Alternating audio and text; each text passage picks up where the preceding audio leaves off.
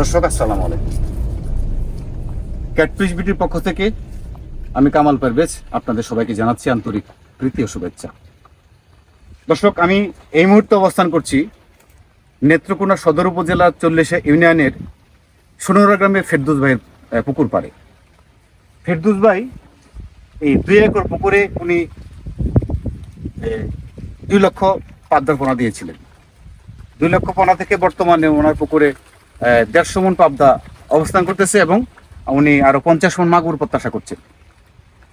তো উনি কি করে এই অধিক ঘনত্বে এত চমৎকার একটা রেজাল্ট নিয়ে এসেছেন? উনি বিজ্ঞ চাষী, প্রায় বিগত 5-7 বছর ধরে উনি পাবদা চাষ করছেন এই পুকুরটা থেকে। তা ওনার ওই অভিজ্ঞতাগুলো আজকে আমরা জানবো। উনি যে কৌশলটা অবলম্বন করে এই চাষটা করছেন তার বিস্তারিত আজকে আপনাদের সামনে তুলে ধরার চেষ্টা করব। ফেরদৌস ভাই, আপনার এই পুকুরে কতগুলো পাবদার পোনা চাষী আছে? 2 লক্ষ পাবদা।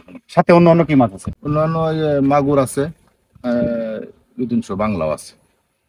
আপনার এই বেস্টটার বয়স কতদিন? এই বেস্টার বয়স 10 মাস। 10 মাস না? তাহলে আপনি প্রতি বছরে কি একটা ব্যাচ উঠান? প্রতি বছরে আমি একটা বেজি। আপনার এই কত লাইনে পোনাটা দিয়েছিলেন আপনি পুকুরে? জি, কত লাইন? পোনাটা লাইন কত ছিল, মানে কত সংখ্যায়, কত হাজার কেজি ছিল পোনাটা?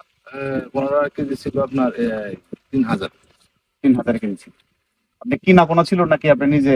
না, এটা আমার কিনা পানা। কিনা পোনা। কত করে পিস কিনছিলেন? কিনছিলাম আমি এই 5-50 পয়সা পিস। পিস। আপনার এই খাবার যে দিচ্ছেন, আপনার এই পর্যন্ত কত টন খাবার গেছে? এই পর্যন্ত 10 টন খাবার গেছে।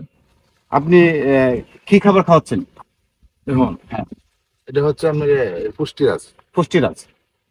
এটা এটা কত প্রোটিন কত পার্সেন্ট? প্রোটিন হলো সর্বনিম্ন 35। 35। কতদিন ধরে চাষ করছেন আপনি? আমি এই যে 5 বছর ধরে যে পাবদা চাষ। এই পুকুরটাতে 5 বছর? এই পুকুরটাতে 5 বছর। আপনার মুখ থেকে আমরা আপনার চাষ পদ্ধতিটা একটু জানবো। প্রিয় চাষি ভাইরা, ফেরদৌস ভাই অত্যন্ত বিজ্ঞ একজন চাষি।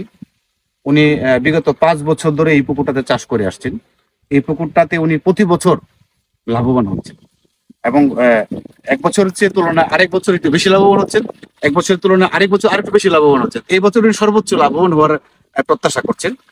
তো উনি যে যে কলাকৌশল অবলম্বন করে, যে পদ্ধতিটা অবলম্বন করে উনি সফলতার সাথে চাষ করে আসছেন বছরের পর বছর, আজকে তার তথ্যগুলো আপনাদের সামনে তুলে ধরার চেষ্টা করব।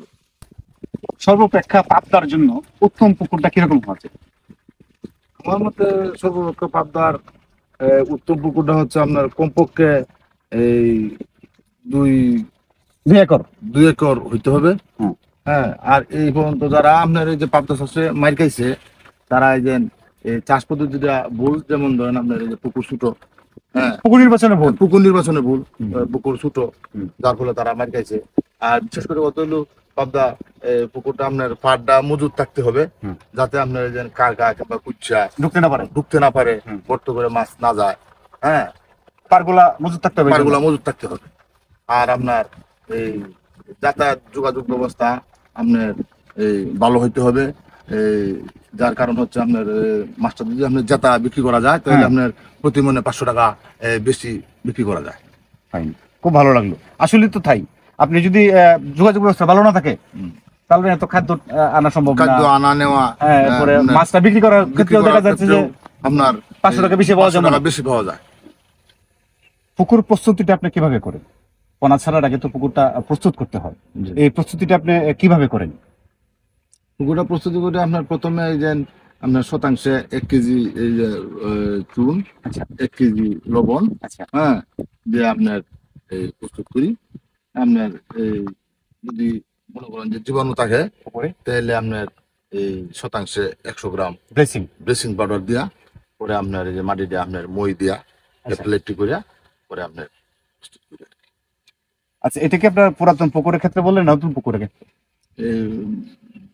ব্লেসিং দিয়ে আপনার বিশেষ করে পুরাতন পুকুরের যদি মনে করেন যে নিচের মাটি পচা গলা সমস্যা থাকে, তাহলে বিশেষ করে ব্লেসিং দেওয়ার প্রয়োজন হয়। আর নতুন পুকুরের বেলা হইলে আপনার ব্লেসিং ব্লেসিং এর প্রয়োজন নেই। তো আপনার পুকুর প্রস্তুত হয়ে গেল, আপনি পুকুরে নতুন পানি দিলেন। নতুন পানি দেওয়ার পর আপনি তো পোনা কি সংগ্রহ করবেন, তাই না? জি। এই পোনাটা আপনি কিভাবে সংগ্রহ করেন, কোত্থেকে সংগ্রহ করেন, কিভাবে সংগ্রহ করেন, বা পোনা সংগ্রহ করতে গিয়ে কি কি সতর্কতা আপনি অবলম্বন করেন, এটা একটু বিস্তারিত বলবেন। পোনা ছাড়ার সময় আমি হলো পুকুর প্রস্তুতির পর পোনা ছাড়ার সময় আপনার এই ভালো চাষি দেখে আমি এই পোনা আনি। আর পোনাটা হচ্ছে আপনার এই দেখি পোনাটা ভালো আছে কিনা, রোগ মুক্ত আছে কিনা, আর হচ্ছে আপনার পোনাটা কি 18-19-20 এরকম কিনা। যদি 15-20 হয় তাহলে এই পোনাটা আমি আনি না। 15-20 মানে বড় ছোট? বড় ছোট আচ্ছা আচ্ছা।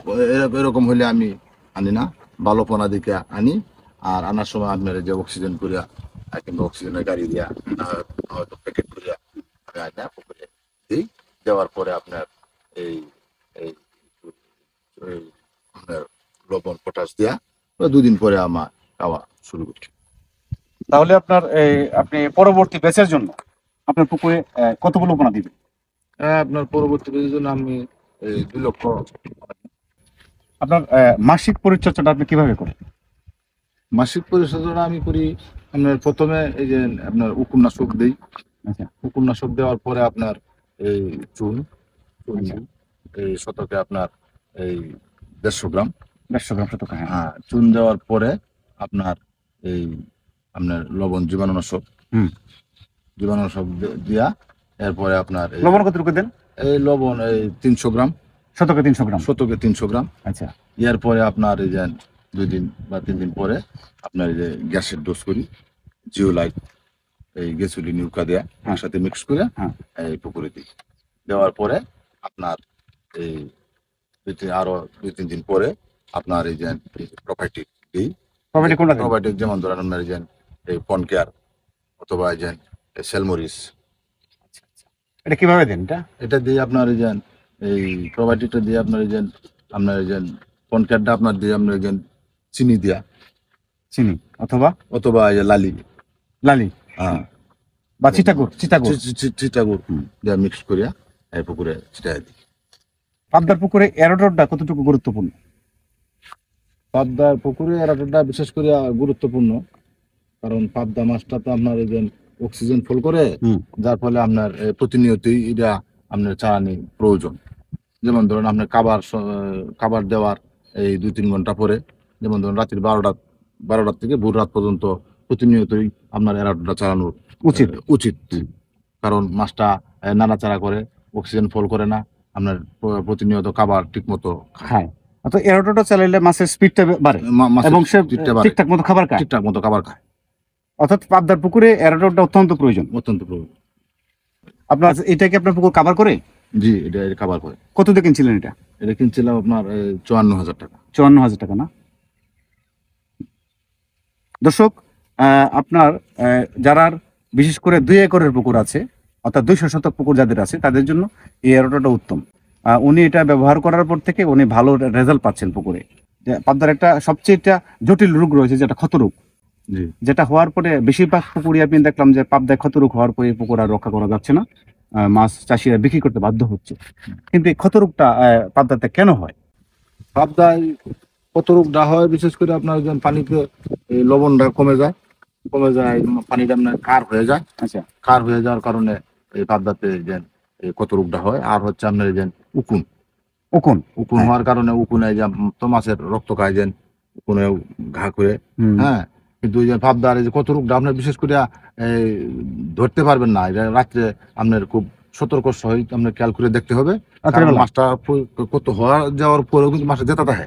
আচ্ছা আচ্ছা। এটা আপনি খুব সূক্ষ্ম জ্ঞানে আপনি রাত্রে খেয়াল করলে আপনি বুঝতে পারবেন যে মাছটার মধ্যে আপনার কত রোগ। অর্থাৎ ক্ষত রোগটা হইলেও পাবদা খুব সহজে মরে না, সহজে মরে না। যখন এটা ব্যাপক হারে ছড়ায় যায়, হ্যাঁ, তখন মরক শুরু হয়। মরা শুরু। এবং এটা দিনের বেলা দেখা যায় না, রাতের বেলা আপনাকে যদি আপনি রাতে লক্ষ্য করেন তাহলে পাওয়া যাবে, তাই না?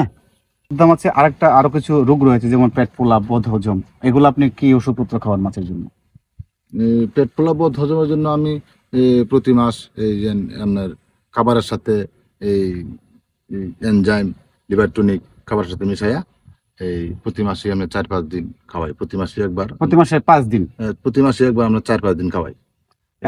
এনজাইম লিভার টনিক কি পরিমাণে দেন? কতটুকু দেন? কতটুকু খাবার সাথে? আপনার এই প্রতি কেজিতে আপনার যে 10 গ্রাম, প্রতি কেজিতে 10 গ্রাম অথবা 10 মিলি দেন? 10 মিলি এই খাবারের সাথে মিক্স করে এই প্রতি মাসে আমি 4-5 দিন খাওয়াই। আচ্ছা, আপনার এই পুকুরে তো আপনার 2 লক্ষ পোনা দিয়েছিলেন, তাই না? জি। তো আপনি কেমন পাইতে পারেন? আশা করতেছি বিক্রির সময় কেমন পাবেন? এই পুকুরে আমি 2 লক্ষ মাছ দিছি, তাহলে আমি এই 1.5 লক্ষ মাছের আশা করতেছি। 1.5 লক্ষ পাবেন। জি। 1.5 লক্ষ পাইলে এখন আপনার মাছ কয়টা এখন কেজি আছে? আমার মাছ 25টা কেজি আছে, তাহলে 150 মন মাছের আশা করতেছি। 150 মন মাছ অলরেডি আপনার পুকুরে আছে। জি। পাবদা 150 মন। জি। সাথী মাছ কি আছে আপনার? এই সাথে মাছ আছে, আপনার ধরেন এই যে মাগুর আছে, এই কিছু বাংলাও আছে।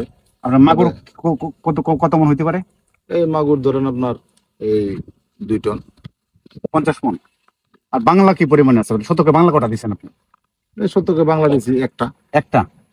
কি কি জাত? বাংলার জাত কি আপনার? এই বাংলাটা জাত আপনার এই শিয়ালবর, কাতল, এই জাতীয় মাছ? এই জাতীয় মাছ, যেটা আপনার খাবার অপচয় খায় না, ডাইরেক্ট খাবার খায় না? ডাইরেক্ট খাবার খায় না। বুঝতে পারলাম। অর্থাৎ আপনি বাংলা মাছটা দিতে হবে এমনই যেন এটা ডাইরেক্ট খাবার না খায়। ডাইরেক্ট খাবার না, ডাইরেক্ট খাবার খেলে লস হওয়ার সম্ভাবনা আছে। লস হওয়ার সম্ভাবনা আর আছে। বাংলা মাছ যে আপনি শতকে একটা দিলেন, শতাংশে একটা মাছ, এই থিওরিটা আপনি কিভাবে বুঝলেন যে একটা মাছ দেওয়াতে আপনার লাভবান বেশি হইতে পারবে? একটা মাছ দিলে আপনার মাছটা বড় হবে, আর আপনার বড় মাছটা তো আপনার দামেও বেশি। আপনি কত গ্রাম ওজনে বাংলা মাছটা দিচ্ছেন? এই আপনার এই 1 কেজি। 1 কেজি ছাড়ছেন পুকুরে? হ্যাঁ। বাহ, কয় কেজি হইতে পারে? এই 5-6 কেজি। 5-6 কেজি না?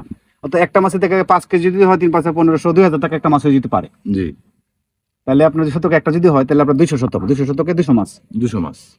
তাহলে বাংলা মাছের তো অনেক টাকা আসবে। অবশ্যই। আপনার পুকুরে বিনিয়োগ কত আছে? কত টাকা খাবার গেছে বলতো? এই পর্যন্ত আপনার এই 10 টন খাবার গেছে। 10 টাকা খাবারে আপনার খরচ কত? 10 টন খাবার খরচ আপনার এই প্রায় 10 লাখ। ওষুধপত্রের সাথে আছে না? ওষুধপত্র ছাড়া মাছ কিনা? শুধু খাবারই, শুধু খাবারই প্রায় 10 লাখ। আর ওষুধপত্র আবার সেচের বিল কিংবা মাছ কিনায় কত আছে আপনার খরচ? এই সব মিলে ধরেন আপনার আরো 3-4 লাখ টাকা খরচ হচ্ছে। 4 লাখ অর্থাৎ টাকা 14 লক্ষ টাকা খরচ হতে পারে। খরচ হইতে পারে। যদি আপনার এখন 150 মন মাছ হয় তাহলে আপনার 150 মন মাছে বিক্রি কত আসতে পারে? ধরেন আপনার সব মিলে 150 মন মাছ, এই এমনি মাগুর আছে, বাংলা আছে, সব মিলাইয়া এই 25-30 লাখ টাকার আশা করতেছি।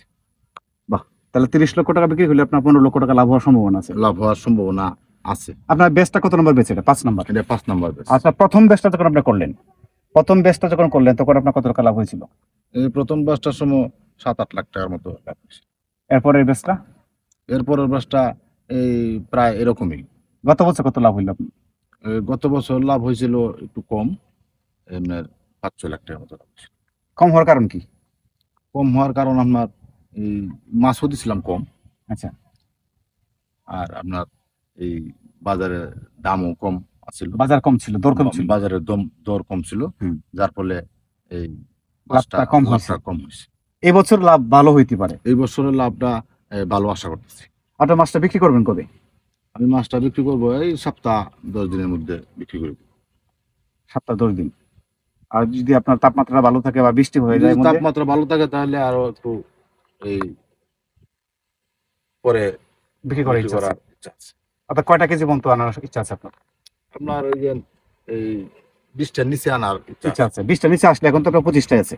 এই মাসটা যদি 20টা নিচে আসে আপনার কত টাকা খাবার লাগতে পারে? আরো এই 20টা আনলে আরো মনে করেন যে আরো 4-5 টন খাবার 5 টন খাবার লাগতে পারে। আপনার প্রতিদিন কয় বস্তা খায় এখন? প্রতিদিন 3 বস্তা খাবার খায়। 3 বস্তা মানে কত কত কেজি বস্তা এটা? 25 কেজি বস্তা। 75 কেজি। 75 কেজি। তাহলে আপনার 3 বস্তা যদি প্রতিদিন খায়, 75 কেজি প্রতিদিন খায়, তাহলে আপনার খাবারটা এখন একবার দিচ্ছেন। জি, একবার দিচ্ছি। তাপমাত্রার জন্য একবার দিচ্ছেন। তাপমাত্রার জন্য। যদি তাপমাত্রা অনুকূলে থাকে, আপনার ভালো থাকে, তখন আপনি 2বার দিবেন। হ্যাঁ, তখন 2বার দেওয়ার চেষ্টা। 2বার দিলে কি 100 কেজি খাবে? হ্যাঁ, 2বার দিলে 100 কেজি অবশ্যই খাবে। তাহলে 100 কেজি যদি 2বার খায় তাহলে আপনার 1 টন খাবার খাওয়াইলে 3 টন 5 টন খাবার খাওয়াইলে 1.5 মাস সময় লাগতে পারে।